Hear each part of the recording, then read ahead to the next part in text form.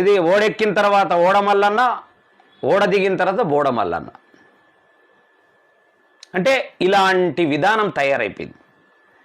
ఇంత దారుణంగా ఇవాళ మరి ఈ మనుషులు ఇంత దారుణంగా మారతారంటే, అంటే ఊసరవెల్లులు వీళ్ళంతా కూడా ఊసరవెల్లు క్యారెక్టర్ అప్పటిదప్పుడే మారి రంగులు మార్చి ఊసరవెల్లిలాగా బతుకుతున్నటువంటి పరిస్థితి అయితే మనకు స్పష్టంగా కనిపిస్తూ ఉన్నది.